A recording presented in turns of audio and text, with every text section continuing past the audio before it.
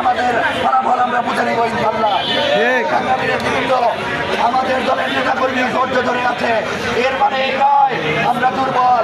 BNP উল্লাপাড়াতে প্রতিষ্ঠিত রাজনৈতিক দল যারা 3 বার রাষ্ট্র পরিচালনা করেছে, সংসদ সদস্য হিসাবে দায়িত্ব পালন করেছে। আমাদের কেউ যদি ফেলনা মনে করেন এর পরিণাম ভয়াবহ হবে। সুতরাং আমি হুঁশিয়ারি করে বলে দিতে চাই জামাত শিবিরকে, আপনারা সতর্ক হয়ে যান। আসুন সম্প্রীতির মাধ্যমে ভালোবাসা দিয়ে আমরা একটি উন্নত, একটি আধুনিক, সমৃদ্ধশালী, উন্নত উল্লাপাড়া করে তুলি। এবং আমি প্রশাসনের ভাইদেরকে অনুরোধ জানাবো, উপজেলা প্রশাসন এবং পুলিশ প্রশাসন, দয়া করে আপনারা নিরপেক্ষ ভূমিকা পালন করবেন। আগামীকাল জনাব তারেক রহমান বাংলাদেশের প্রধানমন্ত্রী হিসেবে শপথ কাউকে ছেড়ে দিব না।